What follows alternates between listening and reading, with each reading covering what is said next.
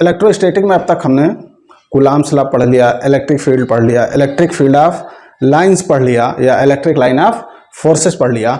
आज के इस लेक्चर में हम बात करेंगे न्यूट्रल पॉइंट की, उदासीन बिंदु की। तो पहले आइए इसको हम समझते हैं कि क्या है ये उदासीन बिंदु या न्यूट्रल पॉइंट, हम किसको कहते हैं। जैसे आप देखो, एक चार्ज कोई यहां रखा हुआ है Q1 और ये हो गया प्लस Q2।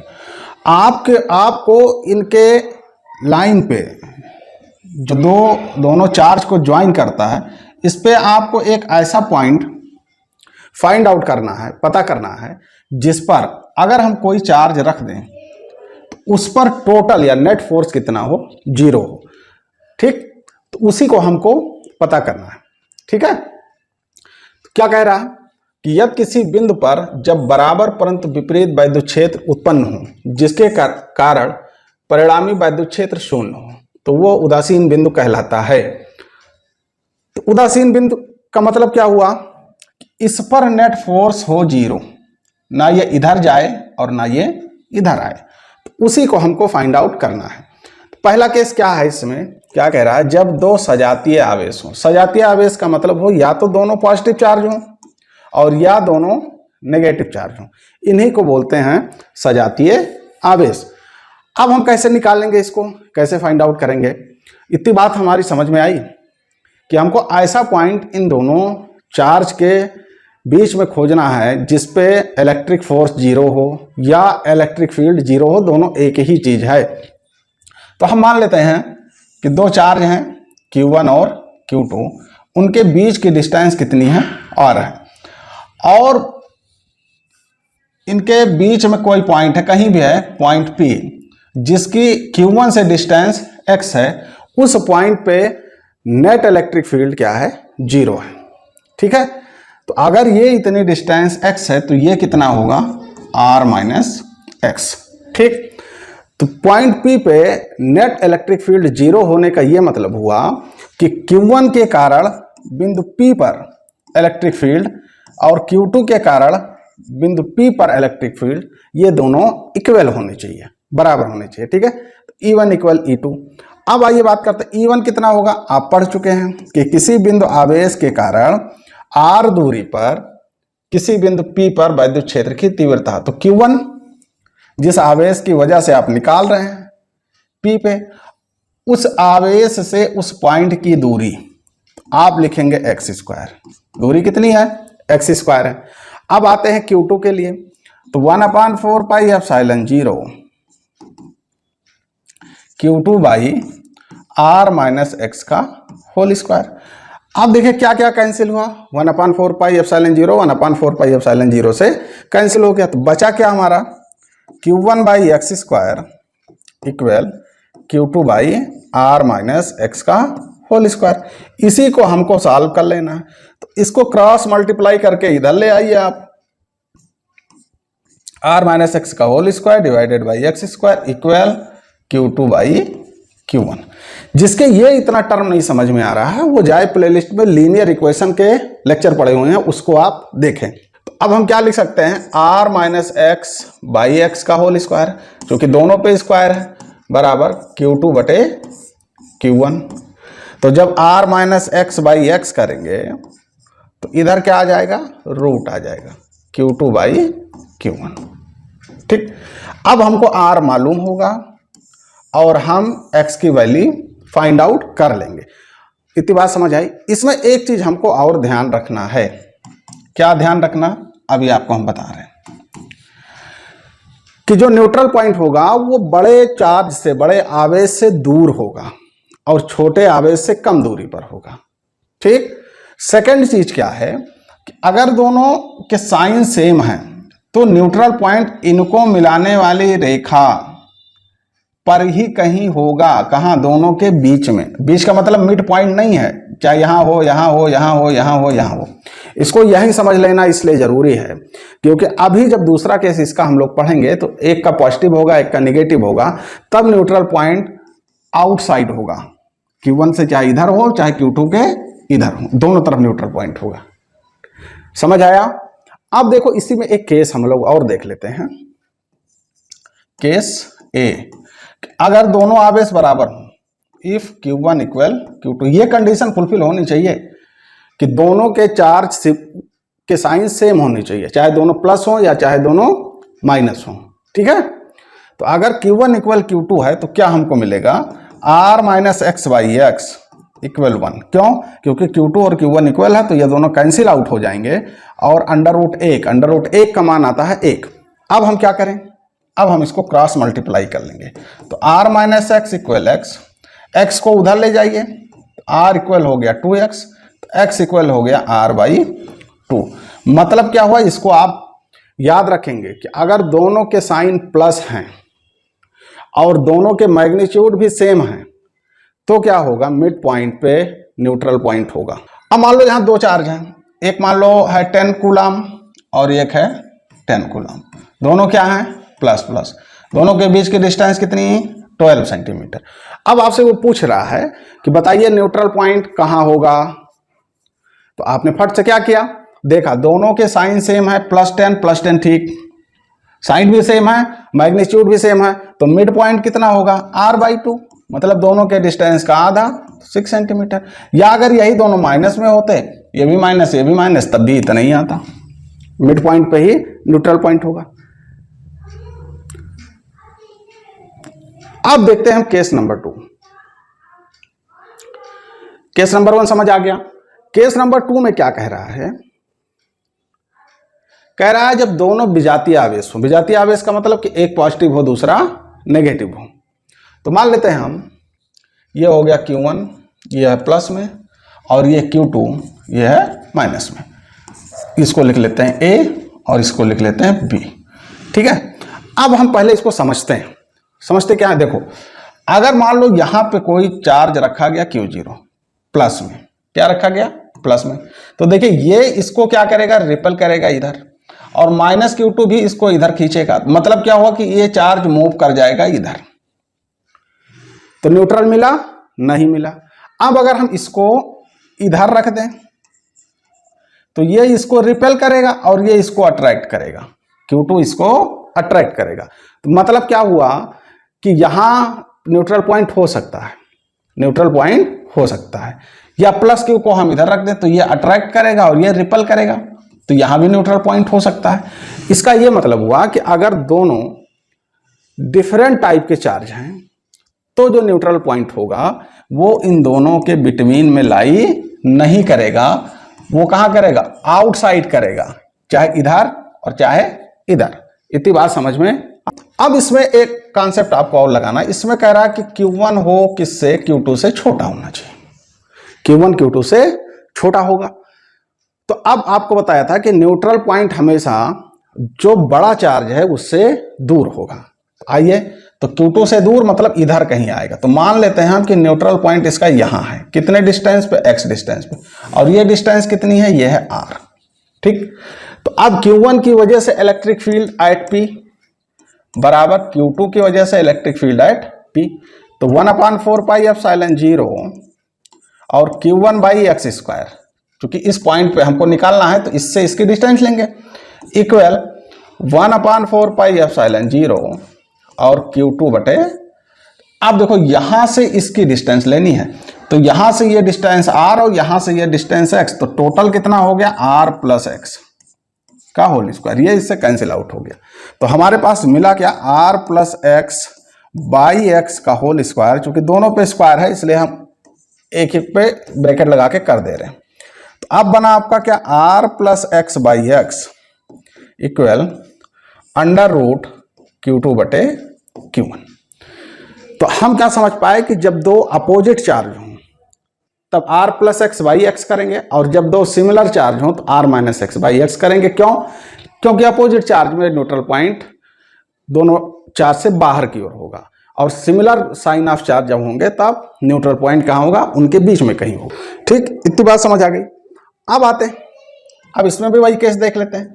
अगर Q1 और Q2 बराबर हो तब क्या होगा, R plus x by x equal 1, मतलब क्या हुआ, x इक्वल 0, या R इक्वल क्या हो गया, 0। तो इसका क्या मतलब हुआ कि न्यूट्रल पॉइंट होगा ही नहीं, neutral point doesn't lie, does not lie. Neutral point नहीं होगा, कोई भी उदासीन बिंदु नहीं होगा। इसको आप याद रखेंगे। उसमें क्या था, जब दोनों इक्वल थे तो मिड पॉइंट पे लाई करता था। इसमें क्या है कि अगर दोनों चार्ज इक्वल हैं तो न्यूट्रल पॉइंट होगा ही नहीं। ठीक है। अब देखो इसमें कुछ सवाल करके वो देता है, हमसे पूछता है, जो थोड़ा कॉन्सेप्चुअल है। ठीक है, बट आप समझने की कोशिश करिएगा, अभी आप समझ जाएंगे। मान लीजिए दो चार्ज हैं, एक है Q1, कितना होगा ये नहीं पूछ रहा, चलिए ठीक है। ये है Q1 और ये है Q2। फिर इधर भी कर लेते हैं, ये है Q1 और ये है Q2। फिर ये है Q1 और ये है Q2, मिला दो। ठीक है, ये कह रहा है दोनों प्लस प्लस हैं। पूछ रहा है कि न्यूट्रल पॉइंट P कहाँ लाई करेगा, न्यूट्रल पॉइंट कहाँ लाई करेगा। ये आपका हो गया Q1 के। ठीक, इसमें आपको बताना है। अब आप देखें कि Q1 और ये दोनों प्लस पॉजिटिव चार्ज है, तो न्यूट्रल पॉइंट बाहर तो लाई नहीं करेगा, ये रंग हो गया। न्यूट्रल पॉइंट इसी लाइन पे अंदर इन दोनों के चार्ज पे कहीं होगा, तो चाहे यहां हो, यहां हो, यहां हो।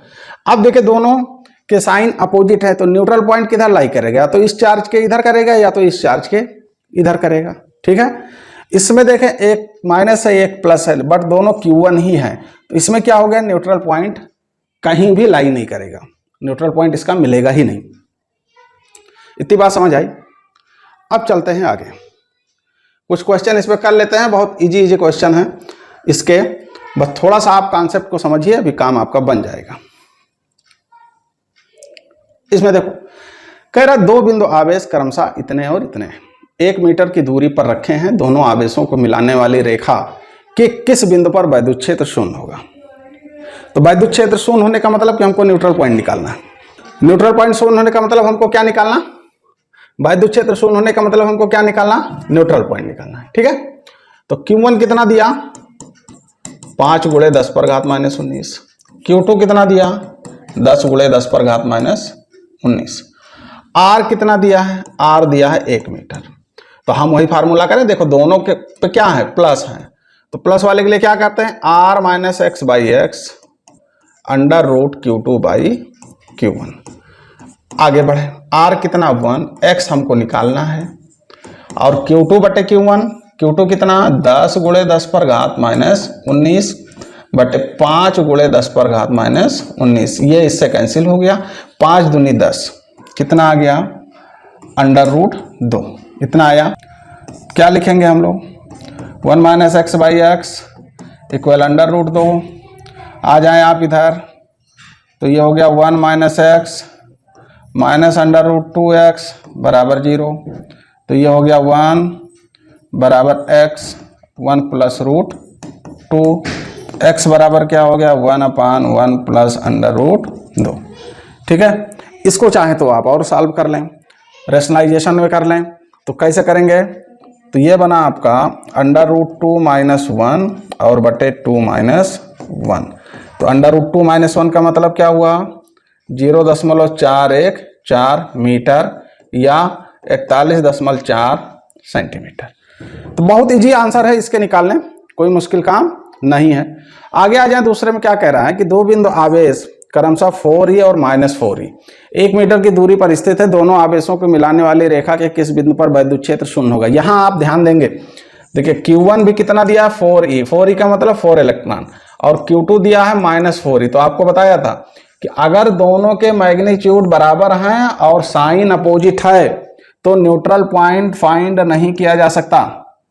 ठीक, इसको आपको अभी इसके पीछे बता चुके हैं। क्या पढ़ेंगे, वैद्युत स्थितिज ऊर्जा, इलेक्ट्रिक पोटेंशियल एनर्जी। ये बहुत ज़रूरी टॉपिक है और इसको पढ़ना बहुत ज़रूरी है, इसलिए कि जब तक इसको नहीं जानेंगे तब तक पोटेंशियल को नहीं समझ पाएंगे, विभव जिसको आप बोलते हैं।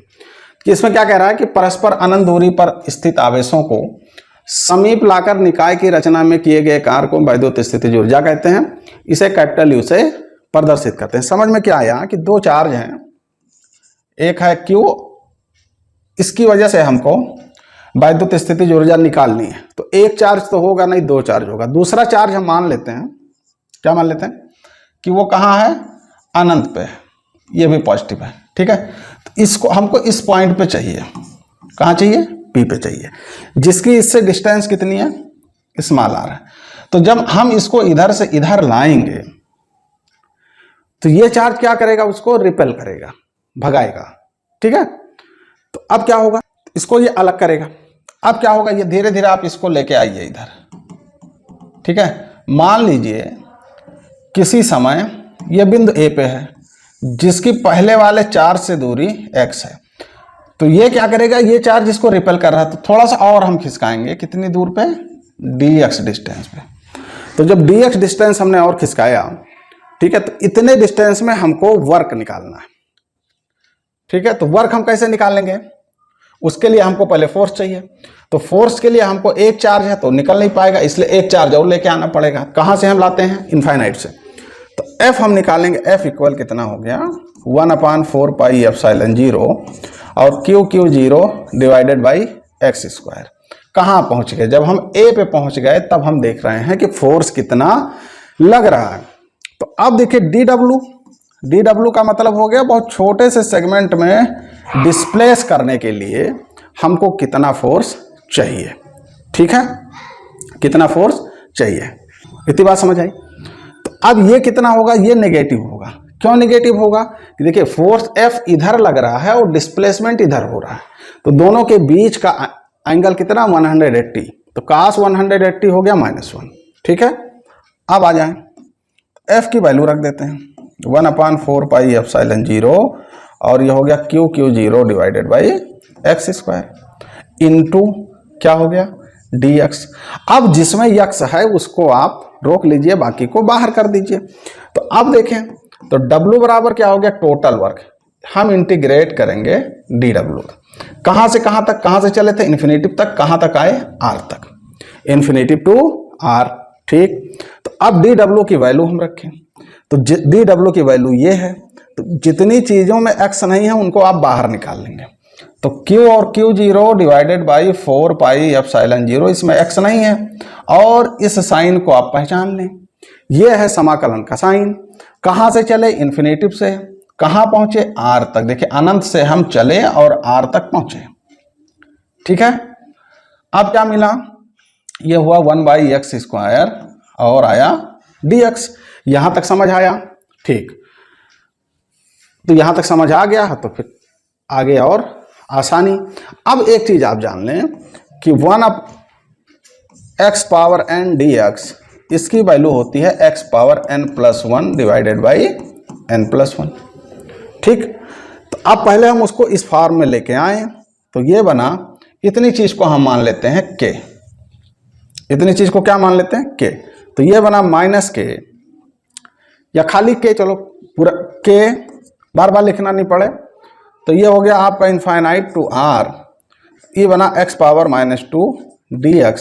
तो n की जगह पे कितना रखेंगे, n की जगह पे हम रखेंगे, अब जब समाकलन कर लिया तो n की जगह पे क्या रखेंगे, -2। तो ये बना x पावर -2 + 1 और डिवाइडेड बाई -2 + 1, और कहां से कहां तक, इनफाइनाइट टू r तक। यहां तक बात समझ आई। अब इतनी बात समझ आ गई हमको, अब आगे बढ़ते हैं। देखो अब क्या बना, ये बना k, ऊपर आया x power -1 divided by -1 infinitive to r। तो अब ये माइनस है, क्या है, माइनस है। इसको हम ऐसे भी तो लिख सकते हैं, -x इनफाइनाइट टू r। तो एक बार x पावर x के जगह पे r लिख दिए, माइनस एक बार इनफाइनाइट लिखेंगे। तो जब इनफाइनाइट लिखेंगे तब आएगा 0, तो आएगा -k/r। ये डिस्टेंस कितनी हो गई, ये आया -k/r। इतनी बात समझ आई, ठीक। तो अब देखो, तो हमारे पास W आ गया -k/r। अच्छा, तो -k कितना है, ये भी माइनस में था तो माइनस माइनस प्लस हो गया, Q0 बाई 4 पाई एप्सिलॉन 0, ये बना आपका r, ठीक। तो W को ही हम इलेक्ट्रिक पोटेंशियल एनर्जी कहते हैं। ये क्या बना, 1/4 pi epsilon 0 Q0 by r। r क्या है, उन दो चार्ज के बीच का डिस्टेंस है जिनका हमको इलेक्ट्रिक पोटेंशियल एनर्जी निकालनी है। अगर दोनों पॉजिटिव चार्ज हैं तो उनकी पोटेंशियल एनर्जी बढ़ेगी, अगर दोनों नेगेटिव चार्ज हैं तब भी बढ़ेगी पास लाने पे। अगर एक पॉजिटिव एक नेगेटिव है तो पोटेंशियल एनर्जी नेगेटिव होगी। ठीक है, मतलब क्या हुआ कि पास में लाने पे घटेगी, वो खुद ब खुद पास आ जाएंगे इसलिए घटेगी, दूर ले जाने पे बढ़ेगी। अब इसी में हम बात करते हैं कि अगर एक सिस्टम दिया हो किसका, चार्ज का, तो फिर हम उसकी इलेक्ट्रिक पोटेंशियल एनर्जी कैसे फाइंड आउट करेंगे। एक चीज आप यहां और भी जान लें कि इलेक्ट्रिक पोटेंशियल एनर्जी ये स्केलर क्वांटिटी है। स्केलर क्वांटिटी का मतलब कि इसमें हम चार्ज को साइन के साथ प्लेस करेंगे कैलकुलेशन में।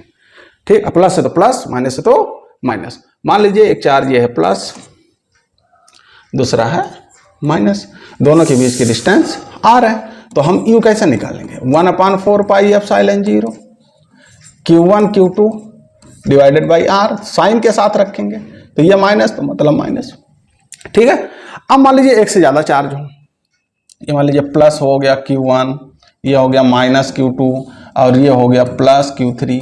कोई जरूरी नहीं है कि जैसे हम अल्टरनेटली यहाँ वैसे आप भी लें, तो इसमें बहुत ज्यादा घबराने की जरूरत नहीं है आपको। देखिए ये ए से चलिए आप, ए बी एक सिस्टम ये हो गया, तो ए बी बी सी और सी ए, तो तीनों को आप जोड़ेंगे तो क्या मिलेगा, 1/4 पाई एप्सिलॉन 0 तीनों में होगा, कॉमन होगा, तो Q1 Q2 तो माइनस में है ना, ये तो माइनस हो गया Q1 Q2 डिवाइडेड बाई ये हो गया R1, ये हो गया R2, ये हो गया R3, तो डिवाइड कर लीजिए, ये हो गया R1, इसमें आ जाइए तो इसका मल्टीप्लीकेशन भी नेगेटिव होगा, तो ये हो गया माइनस, तो ये हो गया Q2 Q3 बाई R2।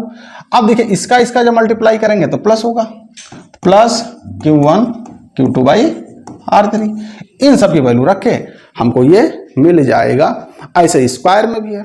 ठीक है, स्क्वायर में दो चीजें और बढ़ेंगी, देखिए इसका, तो फिर इसका और इसका भी डायगोनल भी आप लेंगे। ठीक है, अगर इतनी चीजें समझ में आ गई हैं तो बहुत अच्छी बात है, नहीं समझ में आई तो बार बार इस लेक्चर को देखें। अगले लेक्चर में हम बात करेंगे वैद्युत विभव की। अगर लेक्चर आपको पसंद आया हो तो चैनल को सब्सक्राइब करें, वीडियो को लाइक करें, शेयर करें। Thank you for joining us.